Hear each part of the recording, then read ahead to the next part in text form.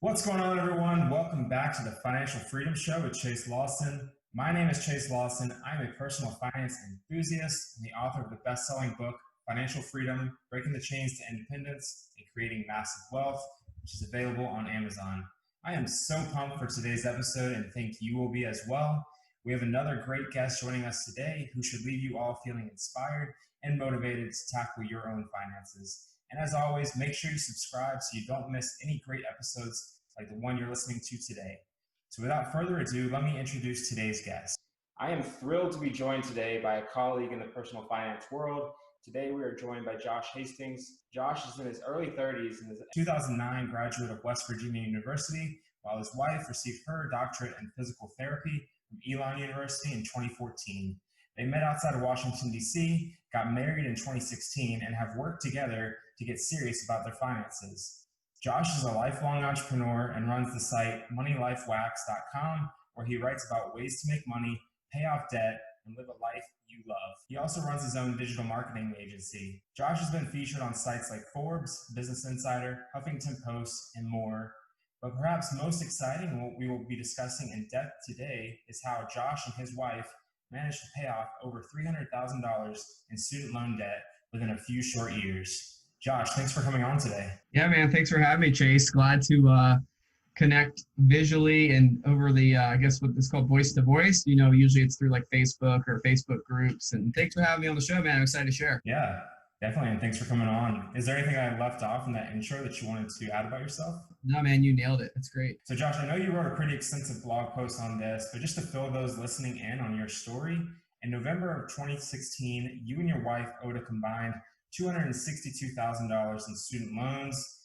3 years later, in November 2019, that was down to $78,610, or over $180,000 paid off in just 36 months. That's incredible in and of itself, but obviously it's been about a year since then, so I have to ask, do you guys still have student loan debt, or have you guys now fully paid it off? So technically speaking, we are student loan debt free. It made more sense. We actually have a first mortgage on our home, and we use a home equity line of credit, which in one of the further pieces we'll talk about, I kind of explain that a little bit more in depth. And so on our anniversary, we made the decision to take a little bit out of our line of credit to pay off that last amount of student loans. So no, we are student loan debt free. We just have mortgage debt, and that is it. And I can tell you, it's a bit surreal. It hasn't hit us yet. I won't lie. We went a little rapper rich, as I like to call it, and we bought a kitchen table and a MacBook, and I got some new running shoes. But that's about it. We're sticking with our plan of just constantly putting money towards our net worth and growing that. But as of July 9th, we are student loan debt free. Awesome. Well, congratulations, man. I know that you guys worked hard to achieve that, and I'm sure you're excited to have all that extra money now that you guys can use on other areas, whether investing or buying, things that you guys love or going on trips or whatnot. But obviously you guys took on a lot of student loan debt. It is becoming a huge problem in America, a $1.6 trillion problem to be exact. It continues to grow at unheard of rates. It's the second largest source of household debt in the U.S. behind mortgages. It's risen at the fastest rate of any other household debt since 2003. And currently about half of Americans aged 25 to 34 hold student loan debt today, compared to only 15% in that subset in 1989. And it is a major factor keeping people from even being able to purchase a home. So I'm sure a lot of our listeners listening today are probably struggling with this exact issue. So Josh, it sounds like you guys started to become aggressive on paying these loans off in late 2016. Were you guys already married at the time, or did you get married at some point during this process? Yeah, so I met my wife in 2012, and I was already living on my own. I had bought a townhouse in 2010. We met outside of DC. We went to the same college, but we didn't know each other. And when she finished grad school, she actually got an internship up here, or as she was finishing grad school, I should say, in 2014. And then she graduated. And in 2015, we got engaged. So it's funny. In 2014, I got a new job. I was an assistant AD, and I was like, hey, I need to be cool. I need to get an awesome truck. So I bought a $40,000 GMC Sierra. Thing was sweet, though. And 2015, she started reading a book by Dave Ramsey, Total Money Makeover. And she basically was like, well, your truck's stupid. You should have never done that. She's like, you might as well throw money out the window. And I was like, well, speaking of stupid, you're not stupid. You're really smart. You have your doctorate. I was like, but we do have to talk about these student loans. And once we got engaged in 2015, we started like playing around with it. We kind of got on a budget. And then in February 2016, we met with someone who's just really influential, really smart. He's actually a multimillionaire. And he basically was like, look, you guys, this isn't going to go anywhere. We kind of laid out a couple different options, public loan forgiveness. You're not going to get that if I'm just being honest with people. It's like a 99% denial rate. The other option was to wait 20 years and see if it would be forgiven. And by then we had done the math. It would have cost more if we just paid it off. And so 2016 in February, engaged. We decided to kind of get aggressive with it, start putting ourselves in a position. We were married that summer. And then in November 2016, like you stated, we started out with 262,000 at that point. But I think our original balance was somewhere in the neighborhood of 300,000+ combined. Didn't really start paying attention until November 2016 is when we got really serious about it. Well, it's awesome that you guys were able to work together on this. I know money is a big reason why couples argue, and unfortunately it does lead to a lot of divorces. So it's good to hear that you guys were able to team up together on this, and I'm sure that's probably helped to strengthen your guys' relationship even further. Absolutely, for sure. I know it does. It forces you to communicate, right? I think you can look at everything with a positive mindset or a negative mindset. You can look at it as hey, we can get over this and make it work, or we can dwell on this and let it be a source of friction in our relationship. And if you read my blog, I actually give a lot of advice when it comes to debt, but one of my passions is just helping people with perspective, right? Approaching life and using perspective from other people instead of always trying to recreate the wheel, so to speak. And one of the things we talk about often is just eliminating friction from your life and having those tough conversations. And ultimately, I realized that we are going to have to face this student loan issue at some point. Might as well do it while we're young. It sucks, I'm not going to lie. It isn't fair necessarily having a mortgage worth of debt, but it is what it is. We took it out, and so we were going to pay it off. Yeah, and you mentioned that you guys had over 300,000 total at the peak, so that's obviously a lot of money. But you mind sharing some of those stats with our listeners? These undergrad and grad school loans, were they federally backed or private loans, interest rates, any scholarships that help keep that debt lower? Absolutely. So I'll start with mine, then I'll share a little bit about Lauren. So I actually went to West Virginia from 2005 to 2009, and I got my master's at George Mason from 2009 to 2012 at night. And I walked away from undergrad with about 40,000 in student loans, all federally backed. One of them was eligible for a teacher forgiveness. They were offering something in 2010. And because I actually taught in an area of high need, I was teaching special education, 10,000 of my 40,000 was forgiven over a 5-year period.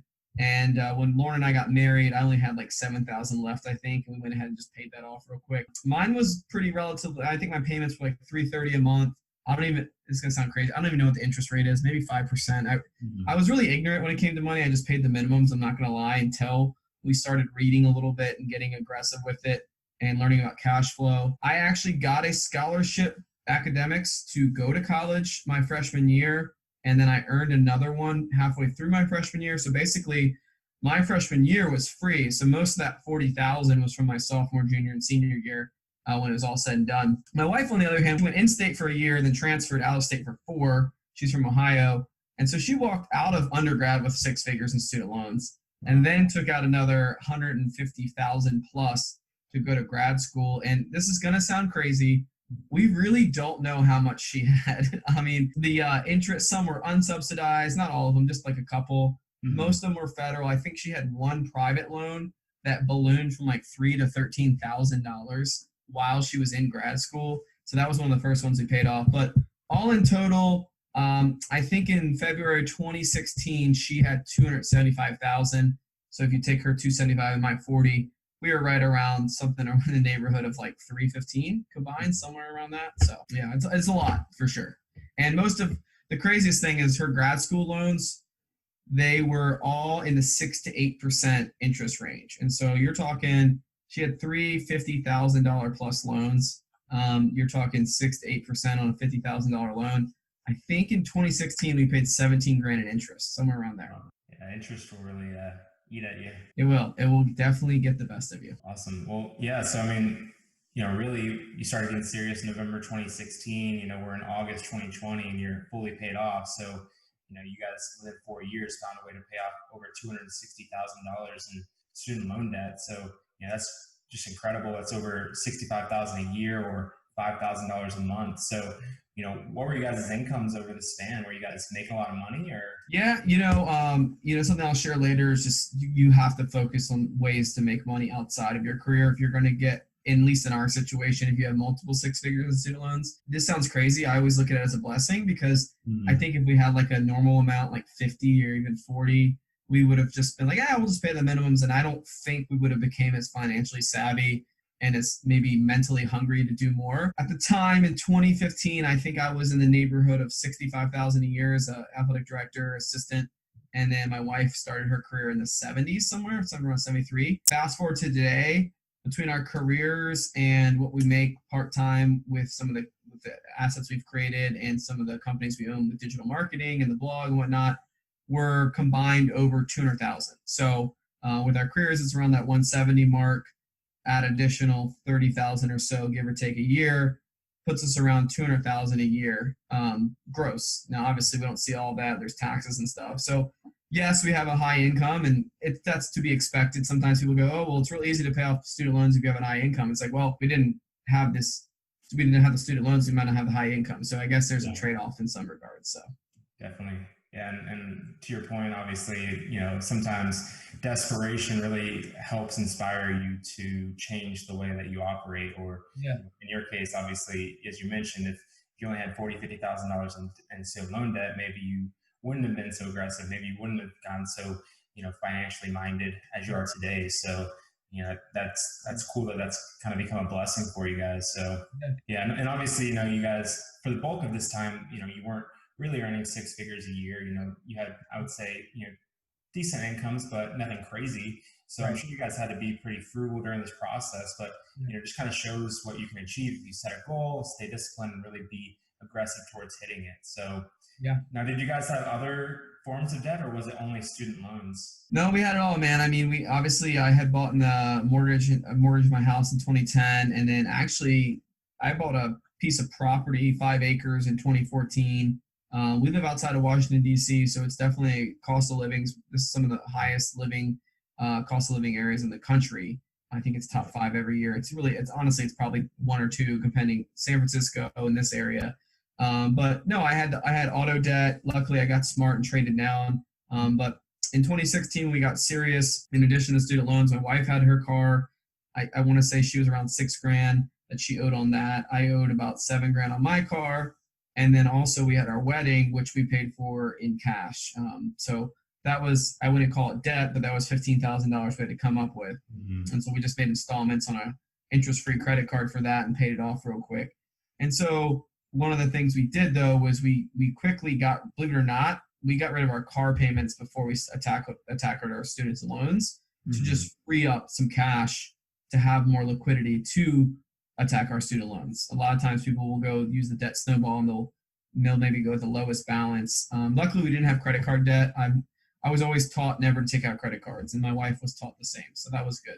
Yeah, and obviously this is a big journey for you guys. So what would you say are some of the main things that you guys learned both about yourselves and about each other through this process? Yeah, I mean, I think that's maybe the one thing that we get to add that maybe some of the other financial people can't necessarily add is doing it as a couple. Truth be told, when I think my wife had about 90% of the student loan debt. So when we say we had student loan debt, it was mainly hers. But the way I look at it is like we're a married couple. What's yours is mine and mine is yours.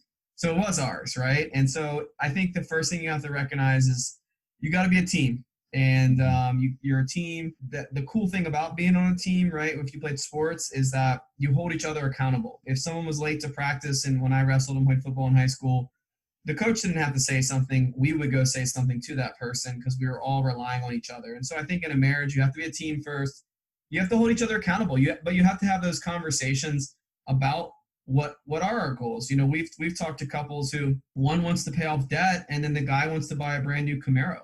And that can be a source of friction, right? And that I make the joke, that's actually a serious conversation we have sometimes.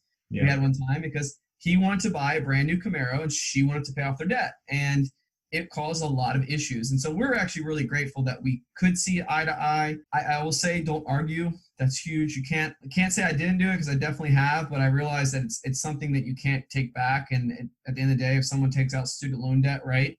Um, there was times where I was definitely like, man, like why'd they let you do this, right? But at the end of the day, it is what it is. We have to just face it and take care of it. And I think we're better people for it now, because we put some things on hold. We don't have kids yet or anything like that. Those were decisions we had to make together. And so I think that couples that make tough decisions together and work together will have a better marriage through it. So Definitely. Yeah, teamwork definitely helps. That's yeah, the biggest battle. So, and obviously student loans are oftentimes hard to avoid, especially in today's day and age where college prices continue to be inflated year after year. Were you guys both already financially minded, or did this process require you guys to ultimately change the way you guys operated financially, or change your mindset and be more disciplined in any way? yeah, I definitely think we were very determined. We were going to be successful. We were going to do well in our career type people, which that's a huge point of accomplishing any financial goal. You have to be determined and you have to know what you're going after. I also think though that both of us were a little bit on the side of like, well, hey, we work hard, we can play hard too. I mean, I've always just bought whatever I wanted, especially before paying off student loans. If I wanted a new pair of jeans, I'd just go buy them. And I bought the truck, out of nowhere. So those were things we had to fix. Like I said, we didn't have credit card debt. We came from families that, honestly, we saw our moms both come from single moms. Like our dads were in our lives, but we grew up with our moms. Both my wife grew up with her mom. I grew up with my mom, and we saw them struggle a little bit financially. And I think that kind of can make you a little bit more determined, wake up some. And we realized that ultimately, and that's what I always say to people, like things aren't making you happy in life, right? It's usually a time or experience. Tim Ferriss has an awesome quote. He said, most people don't want to be millionaires. They want to experience what millions can buy, right? And so we started kind of focusing on experiences and getting ourselves into being more disciplined. But it's important to note that you have to work towards that. I think a lot of times people, they're like, oh, it's the new year, I'm going to save money. They haven't saved money for a year, and then now they're trying to save $1,000 a month instead of just being like, hey, I'm going to save $100 this month every week, and then next month I'm going to save and I'm going to increase it. And so if you kind of go back in our story, we've increased our income every year. We've also paid off more debt every year along the way too. So yeah, and that's such a good point too. Like you can't just all of a sudden find $1,000 a month. So a lot of times you may have to start small, but it's building those habits, becoming disciplined, and then just slowly adding on to it. So I think that's great. absolutely. Now you mentioned that obviously, you guys spoke with a millionaire who kind of helped you on this path, but anybody else in your lives help you on this, or was this mainly self-motivated? I mean, so I have a friend who's just very influential guy. I mean, he's very successful, and he was the one who introduced me to the guy who's a multimillionaire. And basically, at the end of the day, it was up to us. If it's meant to be, it's up to me, so to speak. All they did was say, like, look, dude, you're like at the time I was paying a little bit extra on my car. My wife's paying a little bit extra on her car. I'm paying a little bit on my student loan. She's paying a little bit on all her student loans. And he was just like, whoa, like you have a mess. Kind of looked at it and goes, hey, you need to like focus on that car and then this car and then that loan and then that loan. And then ultimately the saving grace was he told me about a guy named Bill Westrom, owns a company called Truth in Optimization, Truth in Equity. It's out in Oregon. Basically, this guy uses this crazy idea to basically take out a home equity line of credit and pay off your mortgage quickly. Well, long story short, they were like, you might be able to do something similar with student loans. Sure enough, it's all about I'm a firm believer you have to be open-minded to accomplish big things in your life. And I gave the guy a call.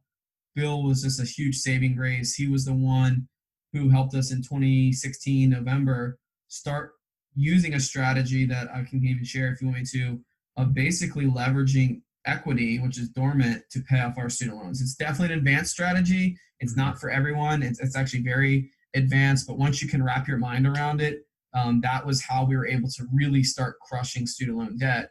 It's not something for everyone, but that was definitely something that helped us. So yeah, and then obviously it's great that you guys had those connections you were able to work with to help out as well. But Through this big journey you guys went through, what would you say the top three tips or lessons you guys have that maybe could help somebody else in a similar situation get out of their mountains? Yeah. So we already kind of touched on a little bit, but I call it a comfort zone, stress zone. And what happens in New Year's Eve is people who don't work out, they're like, hey, I'm going to work out every day now for 3 hours a day, right?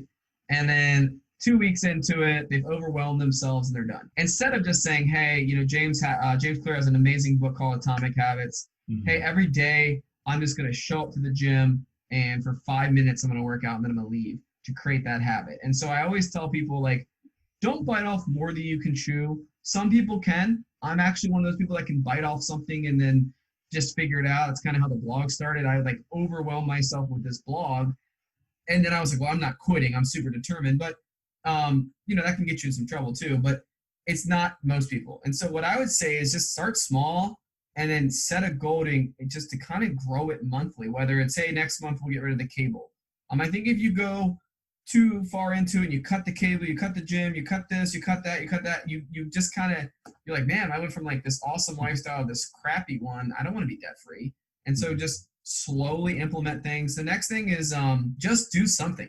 I think so many people get a budget or get a new app and they just sit there and they maybe take a pivot step, but they don't ever take that second step. And I think you have to put a string of steps together.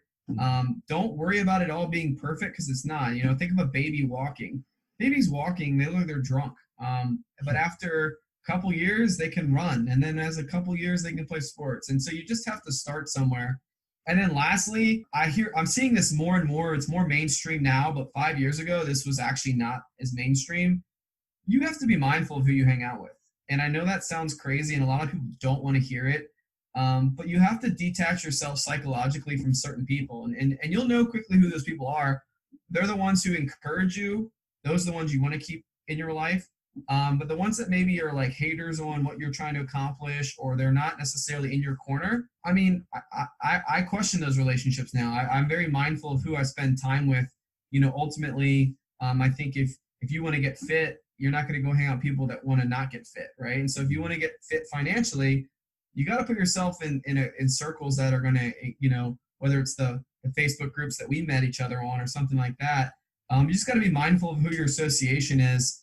And even like a pivot on that is be mindful who you listen to. I think there's so much counterintuitive advice out there, and you have to know you and where to listen to advice. So those are huge for us. And thanks for sharing those. Those are definitely great tips to implement for sure. So, other than that, what were some of the biggest strategies that you guys employed to pay off these loans? I know you already discussed some of it, like the home equity, right, and other strategies, but what were the biggest ones that worked for you guys? Yeah. So ultimately, I think people get caught up in like a magic pill, right? And what I will say is, and this is so simple, it's not necessarily easy to execute, but it is a simple concept. You have to make more money.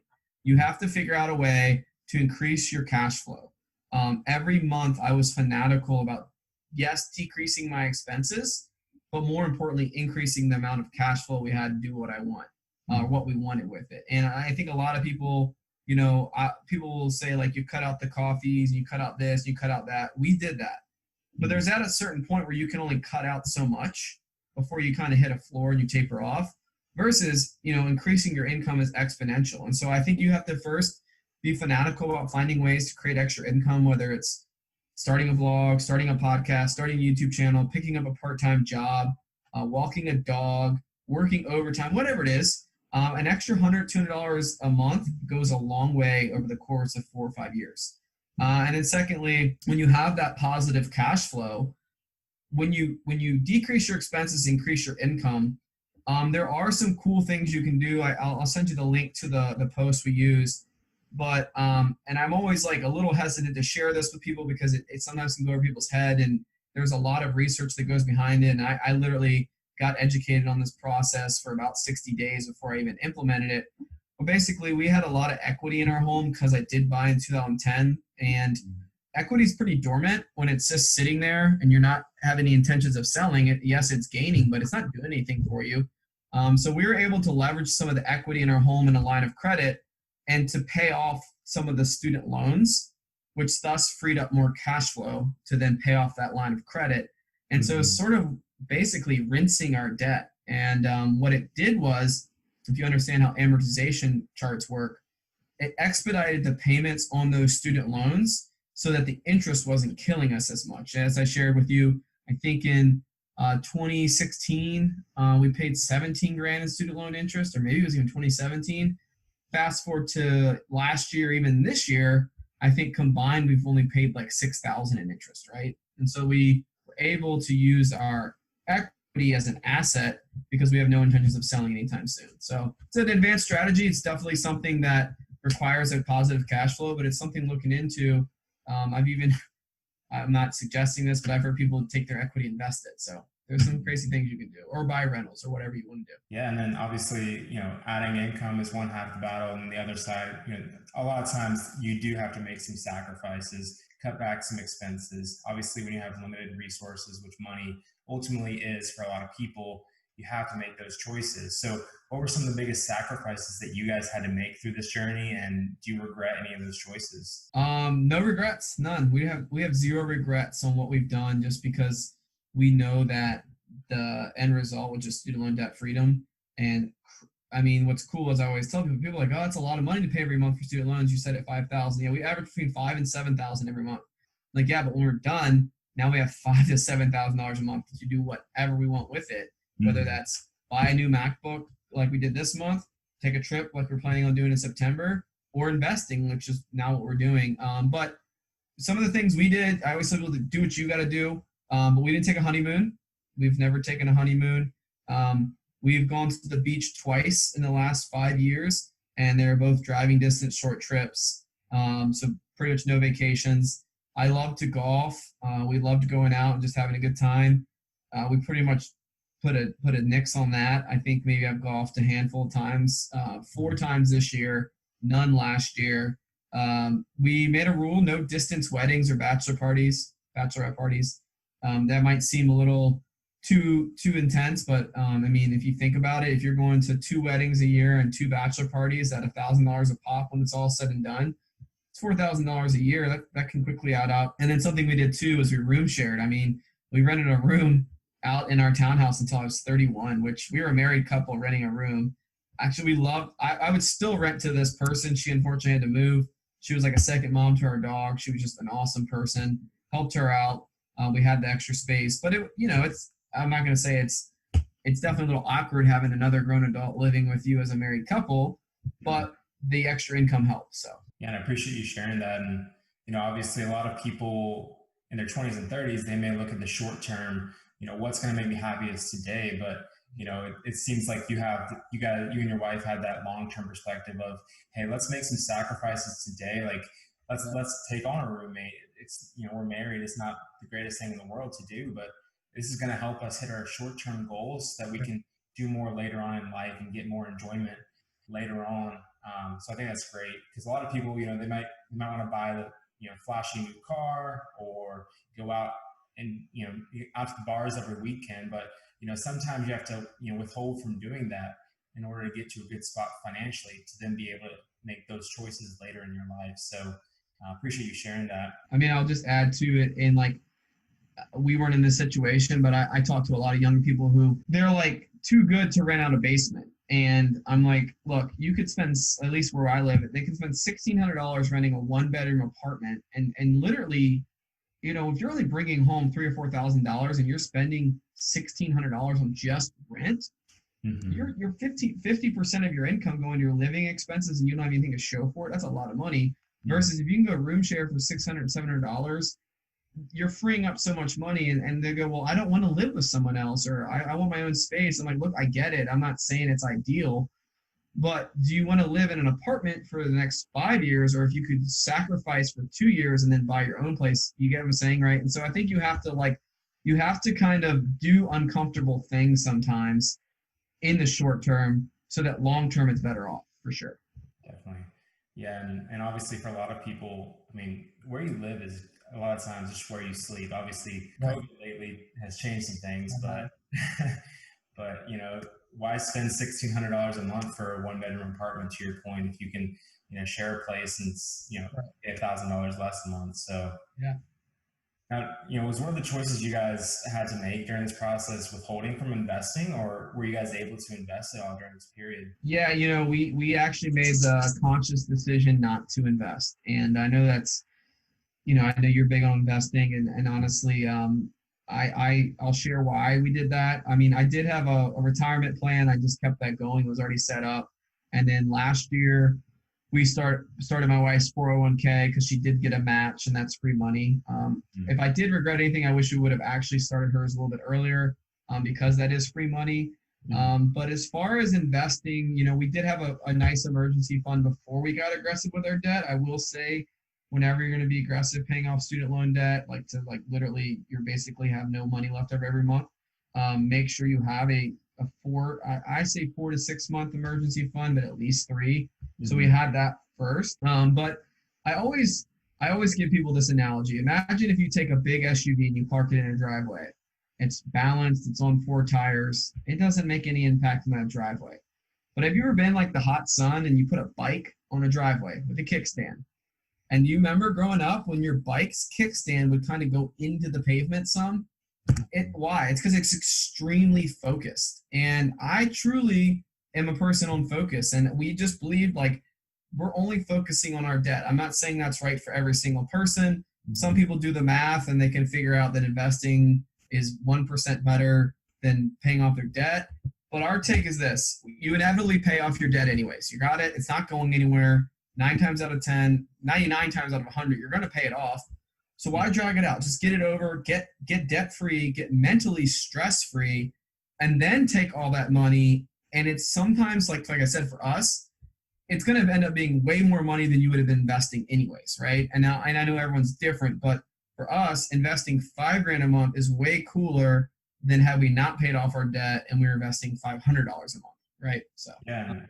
And obviously that's the choice you guys decided to make. And that's the great thing about personal finance, as I talk about a lot, it's all personal, and you got to do what works best for you. And for a lot of people, having the stress and anguish of having all this debt, it can really be discouraging and keep you from wanting to invest anyway. So go ahead and get that paid off now, and then be able to now that the fact that you have $5,000 a month freed up, that you can invest, that's going to do so many things for you. So that's awesome. And I, on the other hand, I look at the what makes the most sense mathematically, but obviously not everybody's like that. So you have to do what makes the most sense for you based on how you're wired, psychologically as well. So, well, any other lessons or advice that you want to share with our listeners? The only thing I would say is, you got to know where you're at. You got to do what's best for you. You just said it. Personal finance is personal. I've had people tell me I'm an idiot for paying off debt, but I've never told someone they're an idiot for investing, right? Like, at the end of the day, you got to do what makes you happy, right? And I think we live in a world where too many people let other people dictate how they live. And so I always say, use a shopping cart approach. Go take what you want out of something, implement it in your life. Forget what you don't want, right? You don't buy everything at the grocery store. You buy a couple things. Mm-hmm. And so the biggest thing I will say, and I already shared a little bit, is earning potential is exponential. Mm-hmm. Cutting expenses is limited. And you do need to cut expenses. Don't get me wrong. You need to cut out some of the I guess, excess out of your life.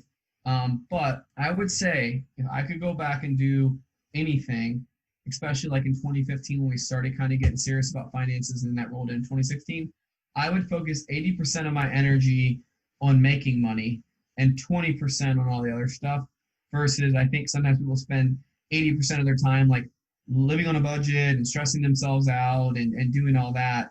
And when in reality, it's like, look, you can cut the $100 dog walker out, or you can go make $200 and you have the dog walker and you also have the $100, right? We sacrifice things, but we also, I'm not afraid to admit, we had a $100 eating out budget every month because I enjoy eating out. We had someone walk our dogs from time to time because our dog was at home all day. So you have to know you, and you have to, in my opinion, focus on extra ways to make money. It's just the world we live in these days. So, but no, I really appreciate you letting me share, man. It was awesome. Yeah, and I mean that's such a big point. A lot of people in the personal finance world talk about, oh, cut out your daily coffee or daily latte or whatever. You know, you save $5 a day, but for some people, that's important to them. So obviously, you have to do what makes sense to you and what's going to make you happy at the end of the day. Cut what you're comfortable cutting, but then to your point, focus on bringing in more income as well. So Yeah.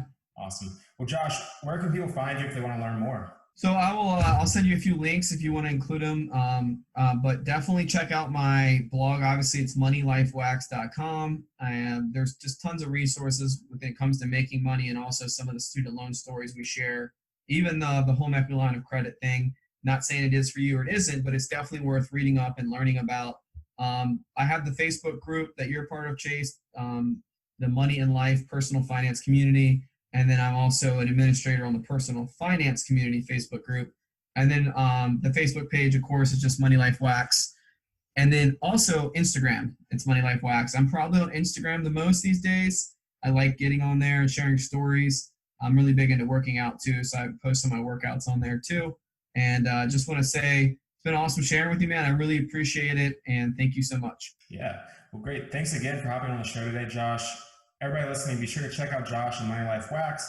As always, I hope you got some value out of this episode and are feeling inspired to tackle your debts. If you missed one of my prior episodes, I discussed the main strategies you can follow to pay off your debts. So be sure to check that out as well, as it will go along well with this episode.